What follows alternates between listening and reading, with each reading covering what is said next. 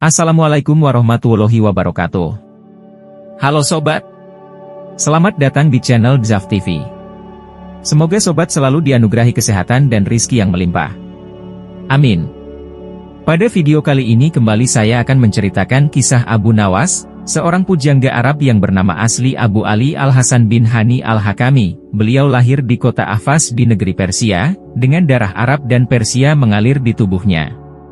Lewat humor-humor yang jenaka namun mengena, beliau sering mengkritik para penguasa atau khalifah, seperti masa kekhalifahan Harun al-Rashid. Kritik yang mengena namun dibuat jenaka itulah yang membuat sang khilafah tidak bisa marah namun bisa memahami apa yang disampaikan. Nah, berikut adalah kumpulan cerita Abu Nawas yang penuh makna dan populer sepanjang masa bagian ketiga. Diusir dari kota. Suatu malam, Baginda Raja Harun al-Rashid bermimpi buruk.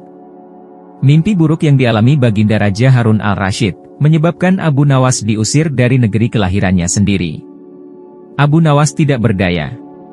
Bagaimanapun ia harus segera menyingkir meninggalkan negerinya tercinta hanya karena mimpi. Masih jelas terngiang-ngiang kata-kata Baginda Raja di telinga Abu Nawas. Tadi malam aku bermimpi bertemu dengan seorang laki-laki tua. Ia mengenakan jubah putih. Ia berkata bahwa negerinya akan ditimpa bencana bila orang yang bernama Abu Nawas masih tetap tinggal di negeri ini. Ia harus diusir dari negeri ini sebab orang itu membawa kesialan. Ia boleh kembali ke negerinya dengan syarat tidak boleh dengan berjalan kaki, berlari, merangkak, melompat-iompat dan menunggang keledai atau binatang tunggangan yang lain, kata Baginda Raja kepada Abu Nawas. Dengan bekal yang diperkirakan cukup, Abu Nawas mulai meninggalkan rumah dan istrinya. Istri Abu Nawas hanya bisa mengiringi kepergian suaminya dengan derayan air mata. Sudah 2 hari penuh Abu Nawas mengendarai keledainya. Bekal yang dibawanya mulai menipis.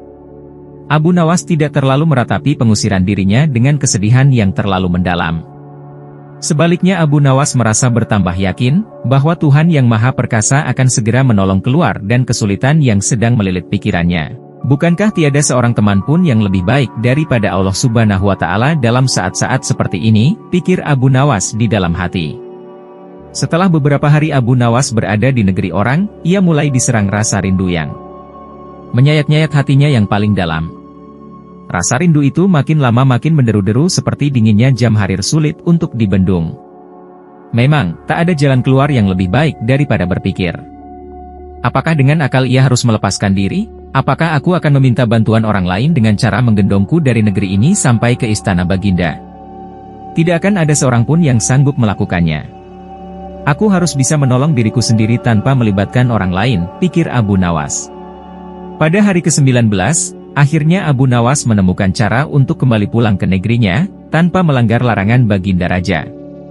Setelah segala sesuatunya dipersiapkan, Abu Nawas berangkat, menuju ke negerinya sendiri. Perasaan rindu dan senang menggumpal menjadi satu. Kerinduan yang selama ini melecut-icut semakin menggila karena Abu Nawas tahu sudah semakin dekat dengan kampung halaman. Mengetahui Abu Nawas bisa pulang kembali, penduduk negeri gembira desas-desus tentang kembalinya Abu Nawas segera menyebar secepat bau semerbak bunga yang menyerbu hidung. Kabar kepulangan Abu Nawas juga sampai ke telinga Baginda Harun al-Rashid. Baginda juga merasa gembira mendengar berita itu, tetapi dengan alasan yang sama sekali berbeda. Rakyat gembira melihat Abu Nawas pulang kembali, karena mereka mencintainya. Sedangkan Baginda Raja gembira mendengar Abu Nawas pulang kembali karena beliau merasa yakin kali ini pasti Abu Nawas tidak akan bisa mengelak dari hukuman. Namun, Baginda amat kecewa dan merasa terpukul melihat cara Abu Nawas pulang ke negerinya. Baginda sama sekali tidak pernah membayangkan kalau Abu Nawas ternyata bergelayut di bawah perut keledai. Sehingga Abu Nawas terlepas dari sanksi hukuman yang akan dijatuhkan karena memang tidak bisa dikatakan telah melanggar larangan Baginda Raja. Karena Abu Nawas tidak menunggangi keledai. Menangkap angin. Abu Nawas kaget bukan main ketika seorang utusan Baginda Raja datang ke rumahnya. Ia harus menghadap Baginda secepatnya. Entah permainan apa lagi yang akan dihadapi kali ini. Pikiran Abu Nawas berloncatan ke sana kemari. Setelah tiba di istana, Baginda Raja menyambut Abu Nawas dengan sebuah senyuman. Akhir-akhir ini aku sering mendapat gangguan perut kata tabib pribadiku, aku kena serangan angin, kata Baginda Raja memulai pembicaraan. Ampun tuanku, apa yang bisa hamba lakukan hingga hamba dipanggil, tanya Abu Nawas. Aku hanya menginginkan engkau menangkap angin dan memenjarakannya, kata Baginda. Abu Nawas hanya diam. Tak sepatah kata pun keluar dari mulutnya. Ia tidak memikirkan bagaimana cara menangkap angin nanti, tetapi ia bingung bagaimana cara membuktikan bahwa yang ditangkap itu memang benar-benar angin. Karena tidak bisa dilihat. Tidak ada benda yang lebih aneh dari angin. Tidak seperti halnya air walaupun tidak berwarna tetapi masih bisa dilihat. Sedangkan angin tidak. Baginda hanya memberi Abu Nawas waktu tidak lebih dari 3 hari. Abu Nawas pulang membawa pekerjaan rumah dari Baginda Raja. Namun Abu Nawas tidak begitu sedih. Karena berpikir sudah merupakan bagian dari hidupnya, bahkan merupakan suatu kebutuhan, ia yakin bahwa dengan berpikir akan terbentang jalan keluar dari kesulitan yang sedang dihadapi. Dan dengan berpikir pula ia yakin bisa menyumbangkan sesuatu kepada orang lain yang membutuhkan terutama orang-orang miskin. Karena tidak jarang Abu Nawas menggondol sepundi penuh uang emas hadiah dari Baginda Raja atas kecerdikannya. Tetapi sudah 2 hari ini, Abu Nawas belum juga mendapat akal untuk menangkap angin apalagi memenjarakannya. Sedangkan besok adalah hari terakhir yang telah ditetapkan Baginda Raja. Abu Nawas hampir putus asa. Abu Nawas benar-benar tidak bisa tidur walau hanya sekejap. Mungkin sudah takdir, kali ini Abu Nawas harus menjalani hukuman karena gagal melaksanakan perintah Baginda, ia berjalan gontai menuju istana. Di sela-sela kepasrahannya kepada takdir ia ingat sesuatu, yaitu Aladin dan lampu wasiatnya. Bukankah jin itu tidak terlihat? Abu Nawas bertanya kepada diri sendiri. Ia berjingkrak girang dan segera berlari pulang. Sesampai di rumah ia secepat mungkin menyiapkan segala sesuatunya kemudian menuju istana. Di pintu gerbang istana Abu Nawas langsung dipersilahkan masuk oleh para pengawal karena Baginda sedang menunggu kehadirannya. Dengan tidak sabar Baginda langsung bertanya kepada Abu Nawas. Sudahkah engkau berhasil memenjarakan angin, hai Abu Nawas? Tanya Baginda Raja. Sudah Paduka yang mulia, jawab Abu Nawas dengan muka berseri-seri sambil mengeluarkan botol yang sudah disumbat. Kemudian Abu Nawas menyerahkan botol itu. Baginda menimbang-nimbang botol itu. Mana angin itu, hai Abu Nawas? Tanya Baginda. Di dalam, tuanku yang mulia. Jawab Abu Nawas penuh takzim. Aku tak melihat apa-apa, kata Baginda Raja. Ampun tuanku, memang angin tak bisa dilihat, tetapi bila Paduka ingin tahu angin, tutup botol itu harus dibuka terlebih dahulu, kata Abu Nawas menjelaskan. Setelah tutup botol dibuka, Baginda mencium bau busuk. Bau kentut yang begitu menyengat hidung. Bau apa ini, hai Abu Nawas? Tanya Baginda marah. Ampun tuanku yang mulia, tadi hamba buang angin dan hamba masukkan ke dalam botol karena hamba takut angin yang hamba buang itu keluar maka hamba memenjarakannya dengan cara menyumbat mulut botol, kata Abu Nawas ketakutan. Tetapi Baginda tidak jadi marah karena penjelasan Abu Nawas memang masuk akal. Hahaha kau memang pintar Abu Nawas, puji Baginda Raja. Tapi, jangan keburu tertawa dulu, dengar dulu apa kata Abu Nawas, Baginda, kata Abu Nawas selanjutnya. Ya Abu Nawas, sahut Baginda. Hamba sebenarnya cukup pusing memikirkan cara melaksanakan tugas memenjarakan angin ini, kata Abu Nawas mulai melancarkan aksinya. Lalu apa maksudmu, Abu Nawas? Tanya Baginda Raja. Hamba minta ganti rugi, kata Abu Nawas lagi. Kau hendak memeras seorang raja, hardik Baginda Raja. Oh, bukan begitu Baginda, kata Abu Nawas mulai cemas. Lalu apa maumu? Tanya Baginda. Baginda harus memberi saya hadiah berupa uang sekedar untuk bisa belanja dalam 1 bulan, pinta Abu Nawas memelas. Kalau tidak, tantang Baginda. Kalau tidak hamba akan menceritakan kepada halayak ramai bahwa Baginda telah dengan sengaja mencium kentut hamba, kata Abu Nawas. Hah? Baginda kaget dan jengkel tapi kemudian tertawa terbahak-bahak. Baik permintaanmu kukabulkan, kata Baginda Raja. Abu Nawas pun dapat tersenyum lega sambil membawa sekantung uang di tangannya, kemudian ia pulang ke rumah. Mengalahkan tuan tanah pelit. Hari itu puasa Ramadan menjelang hari ke-6. Seperti biasa, Abu Nawas duduk di beranda depan gubuknya sambil menunggu beduk maghrib tiba. Sambil memandang langit biru yang mulai nampak senja, Abu Nawas berpikir bagaimana agar dapur rumahnya agar tetap mengepul. Sementara itu ada seorang tuan tanah yang rumahnya tak jauh dari rumah Abu Nawas. Sebagai tuan tanah tentu saja mempunyai rumah yang besar. Lengkap dengan seperangkat gudang makanan, lahan peternakan dan kamar. Hampir setiap orang yang berada di daerah itu, bahkan Abu Nawas sendiri, bekerja dengan tuan tanah itu. Ia bekerja keras setiap hari tetapi dengan hasil yang sedikit. Dan bila meminjam uang padanya maka harus mengembalikan dengan bunga yang sangat tinggi.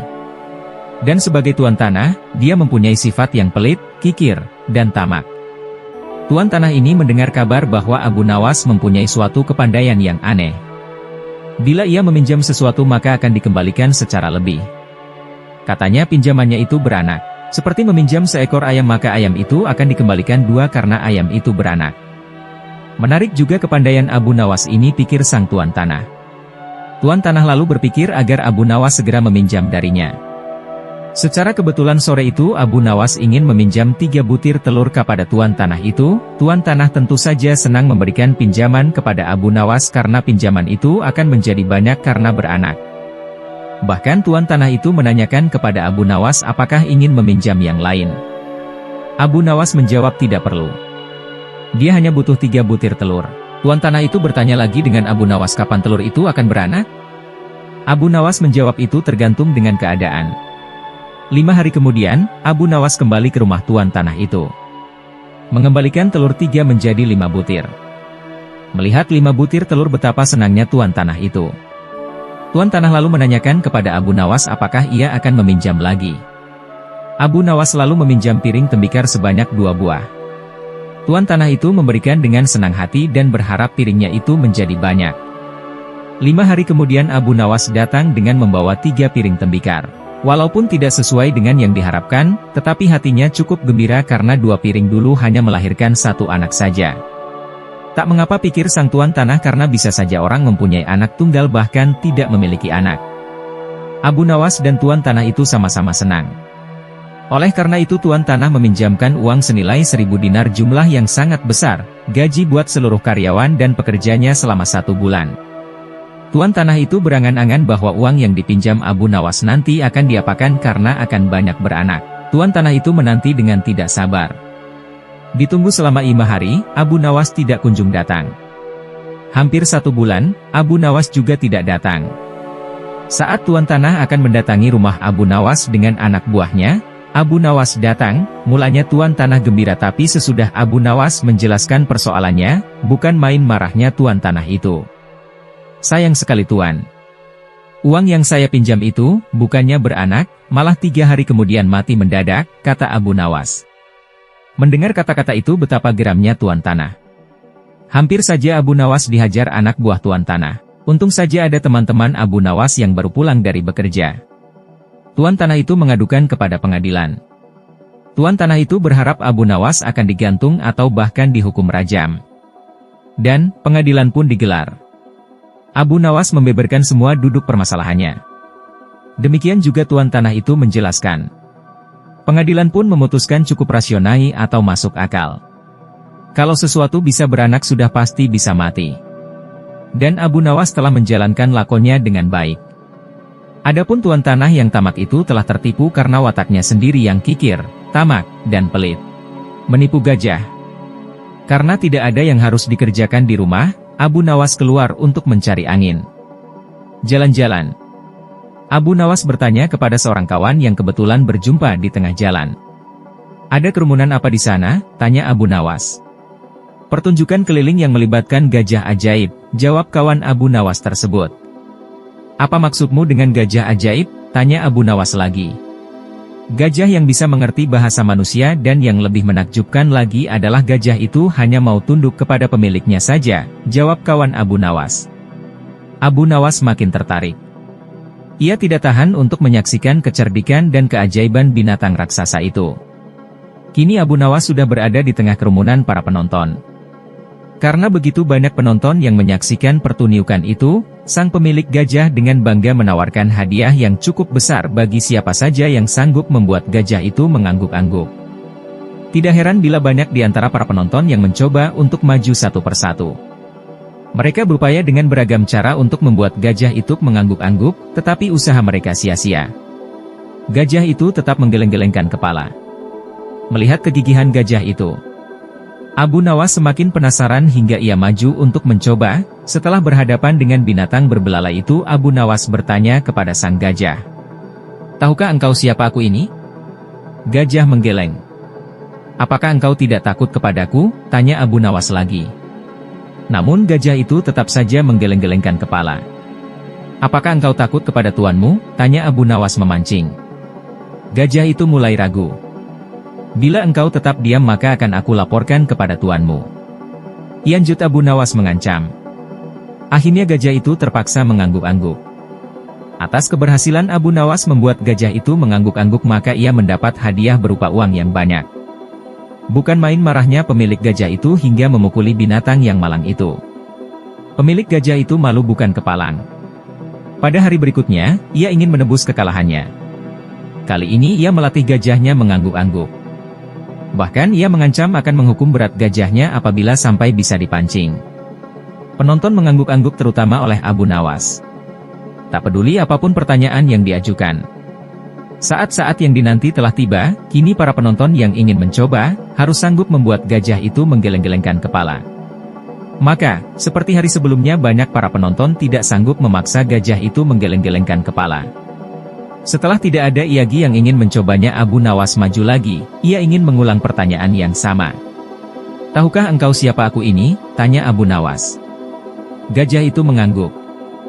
"Apakah engkau tidak takut kepadaku?" tanya Abu Nawas lagi. Gajah itu tetap mengangguk. "Apakah engkau tidak takut kepada tuanmu?" pancing Abu Nawas. Gajah itu tetap mengangguk. Gajah itu mengangguk karena binatang itu lebih takut terhadap ancaman tuannya daripada Abu Nawas. Akhirnya Abu Nawas mengeluarkan bungkusan kecil berisi balsam. "Tahukah engkau apa guna balsam ini?" tanya Abu Nawas. Gajah itu tetap mengangguk. "Baiklah, bolehkah kugosok selangkangmu dengan balsam?" tanya Abu Nawas lagi. Gajah itu mengangguk lagi, lalu Abu Nawas menggosok selangkangan binatang itu. Tentu saja gajah itu merasa agak kepanasan dan mulai agak panik. Kemudian Abu Nawas mengeluarkan bungkusan yang cukup besar, bungkusan itu juga berisi balsam. "Maukah engkau bila balsam ini aku habiskan untuk menggosok selangkangmu?" ancam Abu Nawas. Dan rupanya sang gajah lupa ancaman tuannya, sehingga terpaksa gajah itu menggeleng-gelengkan kepala sambil mundur beberapa langkah. Abu Nawas dengan kecerdikan dan akalnya yang licin mampu memenangkan sayembara itu. Debat tentang ayam dan telur. Melihat ayam betinanya bertelur, Baginda tersenyum. Beliau memanggil pengawal agar mengumumkan kepada rakyat bahwa kerajaan mengadakan sayembara untuk umum. Sayembara itu berupa pertanyaan yang mudah tetapi memerlukan jawaban yang tepat dan masuk akal. Barang siapa yang bisa menjawab pertanyaan itu akan mendapat imbalan yang amat menggiurkan. 1 pundi penuh uang emas. Tetapi bila tidak bisa menjawab maka hukuman yang menjadi akibatnya. Banyak rakyat yang ingin mengikuti sayembara itu, terutama orang-orang miskin. Beberapa dari mereka sampai meneteskan air liur. Mengingat beratnya hukuman yang akan dijatuhkan, maka tak mengherankan bila pesertanya hanya 4 orang. Dan salah satu dari para peserta yang amat sedikit itu adalah Abu Nawas. Aturan main sayembara itu ada 2. Pertama, jawaban harus masuk akal. Kedua, peserta harus mampu menjawab sanggahan dari Baginda sendiri. Pada hari yang telah ditetapkan, para peserta sudah siap di depan panggung. Baginda duduk di atas panggung. Beliau memanggil peserta pertama. Peserta pertama maju dengan tubuh gemetar. Baginda bertanya pada peserta pertama. "Manakah yang lebih dahulu, telur atau ayam?" tanya Baginda. "Telur," jawab peserta pertama. "Apa alasannya?" tanya Baginda. "Bila ayam lebih dahulu itu tidak mungkin, karena ayam dari telur," kata peserta pertama menjelaskan. "Kalau begitu siapa yang mengerami telur itu?" tanya Baginda. Peserta pertama pucat pasi. Wajah putih seperti kertas. Ia tidak bisa menjawab, maka tanpa ampun ia dimasukkan ke dalam penjara. Kemudian peserta kedua maju. Ia berkata kepada Baginda, "Paduka yang mulia, sebenarnya telur dan ayam tercipta dalam waktu yang bersamaan," kata peserta kedua. "Bagaimana bisa bersamaan?" tanya Baginda. "Bila ayam lebih dahulu itu tidak mungkin, karena ayam berasal dari telur. Bila telur lebih dahulu itu juga tidak mungkin karena telur tidak bisa menetas tanpa dierami," kata peserta kedua dengan mantap. "Bukankah ayam betina bisa bertelur tanpa ayam jantan?" sanggah Baginda memojokkan. Peserta kedua bingung. Ia pun dijebloskan ke dalam penjara. Lalu giliran peserta ketiga. Ia berkata kepada Baginda Raja, "Tuanku yang mulia, sebenarnya ayam tercipta lebih dahulu daripada telur," kata peserta ketiga. "Sebutkan alasanmu," kata Baginda. "Menurut hamba, yang pertama tercipta adalah ayam betina," kata peserta ketiga meyakinkan. "Lalu bagaimana ayam betina bisa beranak pinak seperti sekarang? Sedangkan ayam jantan tidak ada," kata Baginda memancing. "Ayam betina bisa bertelur tanpa ayam jantan. Telur dierami sendiri lalu menetas dan menurunkan anak ayam jantan. Kemudian menjadi ayam jantan dewasa dan mengawini induknya sendiri." Peserta ketiga berusaha menjelaskan, "Bagaimana jika ayam betina mati sebelum ayam jantan yang sudah dewasa sempat mengawininya?" tanya Baginda. Peserta ketiga pun tidak bisa menjawab sanggahan Baginda, ia pun dimasukkan ke penjara. Maka tiba giliran Abu Nawas. "Yang pasti adalah telur dulu, baru ayam," kata Abu Nawas.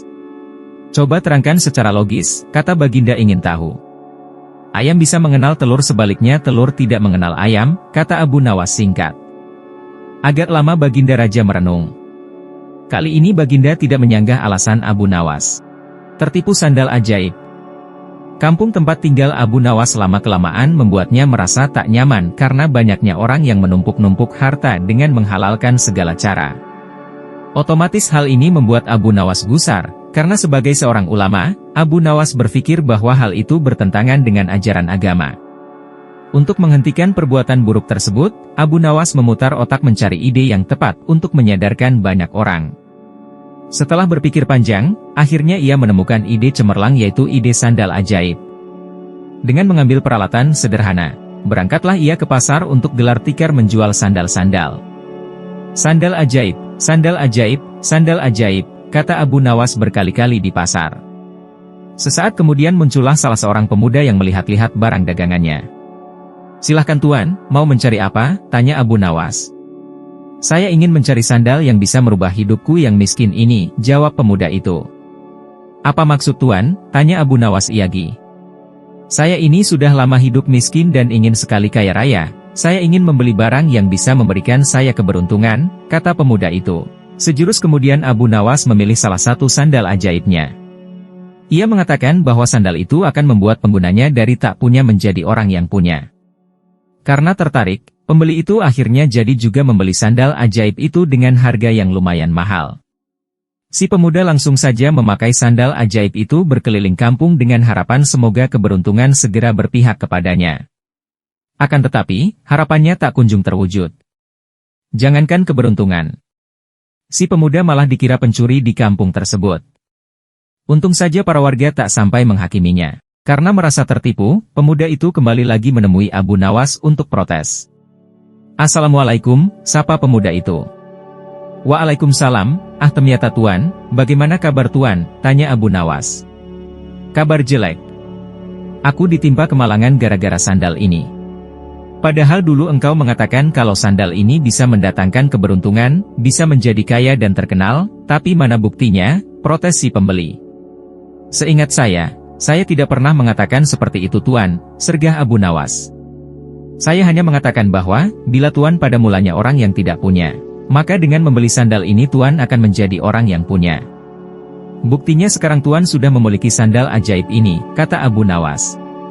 Begitu mendengar penuturan Abu Nawas, pemuda itu hanya bisa diam, ia menyadari bahwa dirinya sedang salah tafsir. "Lalu mengapa engkau mengatakan bahwa sandal ini ajaib?" tanya pembeli. "Karena merek sandal ini adalah ajaib, sandal ajaib," jawab Abu Nawas.